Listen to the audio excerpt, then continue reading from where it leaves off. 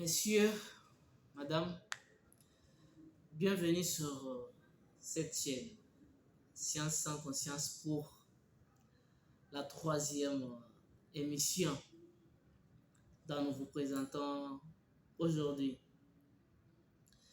Comme d'habitude, nous vous demandons toujours de commenter, de liker, de partager nos vidéos et d'inviter d'autres personnes à rejoindre cette famille que nous avions créée. Et nous vous remercions beaucoup pour l'abonnement, les commentaires et ceux-là qui ont liké et ceux-là qui ont appelé d'autres personnes à nous rejoindre sur cette chaîne. Science sans conscience, qui est votre chaîne, qui est notre chaîne.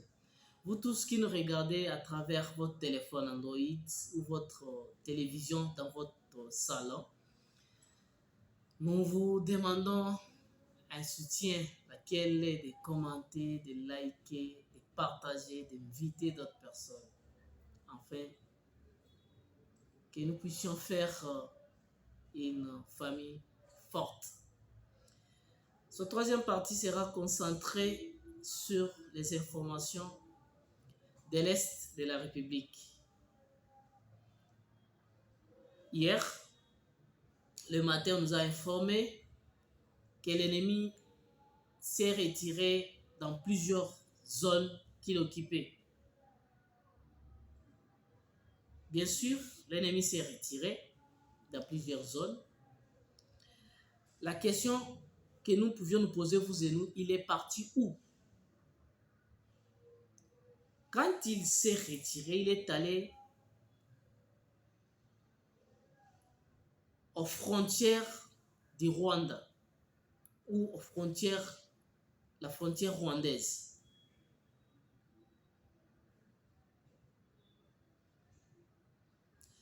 De l'autre côté, au niveau de Kisenyi et Musanze.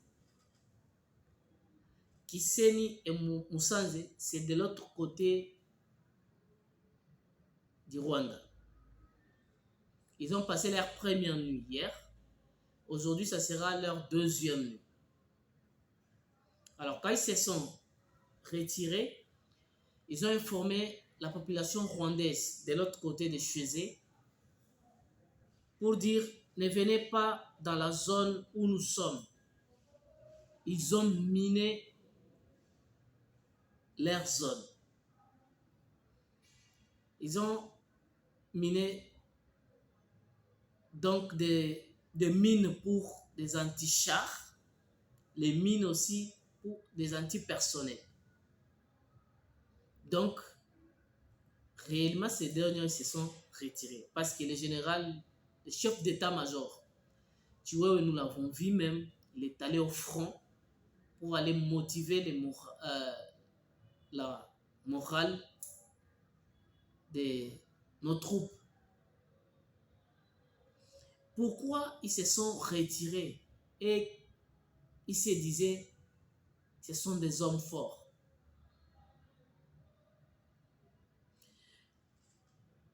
C'est ça la question que nous pouvions nous poser, vous et nous. Pourquoi ces dernières se sont retirées?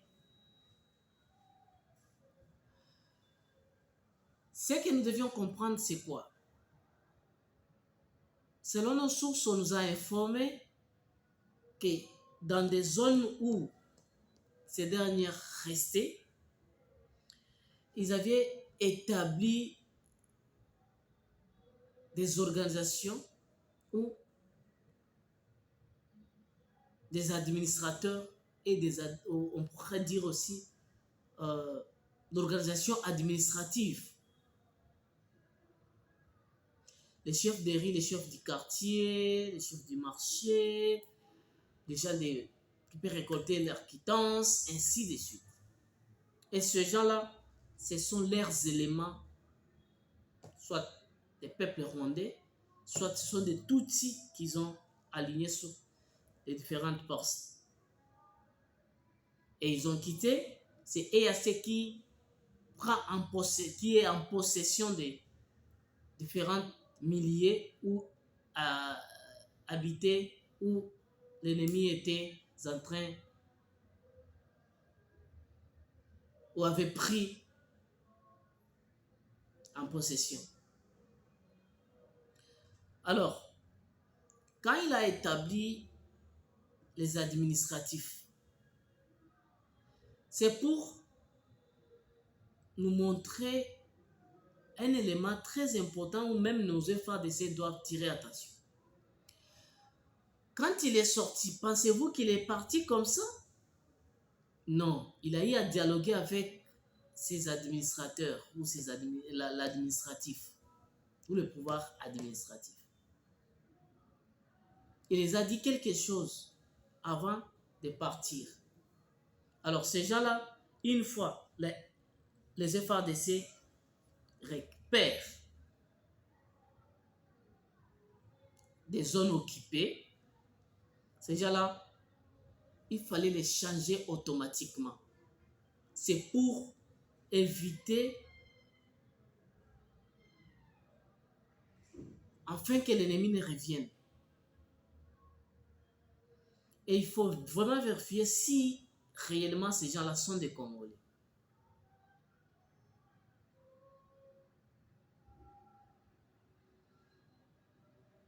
Là où ils sont partis, c'est chez eux. Et il paraîtrait que les soldats de Paul Kagame se sont dit qu'ils sont partis. Il y a d'autres qui sont restés. Et quelqu'un nous a informé que tout autour des zones où l'ennemi s'est retiré, il a laissé d'autres M23 tout autour. À des fois, c'est pour passer les informations. À des fois, ainsi de suite. Donc, c'est aux FARDC de tirer vraiment attention. Le chef d'état-major, nous l'avons vu au front, où il a parcouru quelques zones pour aller motiver moralement, physiquement, nos soldats au front. Parce qu'il s'est dirigé même au front. Je vais vous mettre cette vidéo que nous allons essayer de visualiser ensemble. Sa Christian poursuit sa mission de commandement et de contrôle à Goma, au Nord Kivu. Accompagné du gouverneur militaire du Nord Kivu et du commandant de la 34e région militaire, le chef d'état-major général a visité ce lundi 10 avril 2023 les unités des FARDC basées à Luanga et à Lupango, au nord de Sake, dans les territoires de Massissi. Sur place, un briefing sur la situation générale dans cet axe a été présenté au chef d'état-major général et à sa suite aux militaires déployés dans ces localités. Il a transmis les encouragements du commandant suprême, le président de la République, Félix Antoine Tshisekedi. Nous sommes à plus ou moins 14 km au nord de la ville de Sake, dans la localité de Luanga, où le chef d'état-major général est venu personnellement poursuivre sa mission de commandement, d'inspection et d'évaluation des opérations de la province du Nord Kivu. Sa présence ici à la ligne des fronts vient rehausser le moral des militaires déployés sur cet axe. Tozana front, na uti kozwa bino tamingi te, c'est juste 1 ou 2 minutes et puis bozongela bisala na bino. Na memeli bino message ya mokonzi ya mboka, président na biso Félix Antoine Tshisekedi, ya encourager bino mabinga au résister, toza pe na front pe na première ligne. Donc tenez bon, d'ici là babilo konyo se kosi là tokozongela mosala na biso ndenge ezalaka. Na minute oyo ba difficulté nyonso bozana yango pour verser yango epai ya commandant ya opération, c'est lui-même le gouverneur. Comme ça, tu trouver solution rapide. Après Luanga et Lupango, le chef d'état-major général a visité Mubambiro, Asake puis Roussayo dans les territoires de Niragongo. Le général Tio a terminé sa tournée par les quartiers généraux de la force régionale de l'EAC à Goma. Ici, aussi un briefing a été présenté par le général Jeff Niaka, commandant de cette force. Ces derniers confirment les retraits des RDF M23 de plusieurs localités des territoires de Massissi et de Rutshuru, notamment Kiroliro, Kichonga, Mweso, Mouchaki, Kibirizi, Bambo et autres. Pour le lieutenant général Ndima Kongba Constant, gouverneur militaire de la province du Nord Kivu, la visite du chef d'état-major général a réarmé le moral des troupes et permis aux militaires des FARDC d'observer une vigilance tous azimuts en cette période de trêve. Le chef d'état-major général est dans nos murs. Il est venu pour l'évaluation des situations opérationnelles. Nous avons commencé par le Grand Nord. Après le Grand Nord, nous sommes allés en Ituri. Et il possède toujours toujours dans la même idée de continuer sa mission d'évaluation, ce qui l'a amené aujourd'hui sur les lignes de front ici à Saké. Donc de Saké à Roussayo. Le réarmement moral des unités, vous savez, nous venons de connaître une trêve qui nous a amené donc ce cessez-le-feu que nous observons. Donc, les militaires ne doivent pas croire que les opérations sont terminées. Ils sont en alerte. Ils doivent être armés moralement pour se tenir prêts. Les militaires doivent savoir que les opérations n'est pas encore finies. Ils doivent s'armer moralement. Vous l'avez vu, non, au front?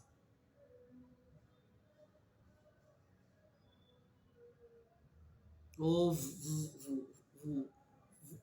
vous êtes en train de mentir. Vous avez des preuves, non? Voilà.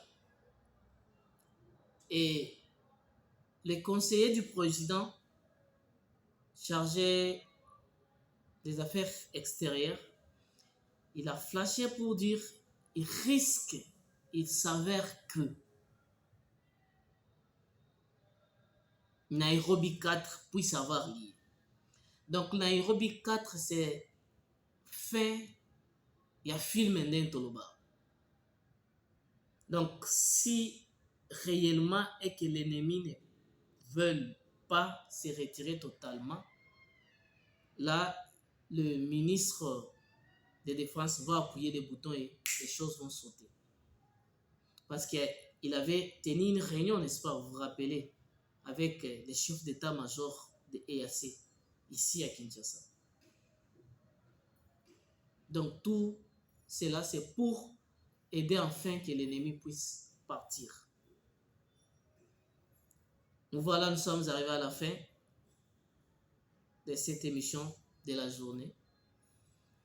Nous vous demandons toujours de liker, de partager, de commenter nos vidéos et d'appeler d'autres personnes à rejoindre cette famille. C'est pourquoi nous demandons à tous les Congolais, soyons humbles. Soyons humbles. Soyons soudés, scotchés et bétonnés. L'ennemi sera délogé, la guerre va finir.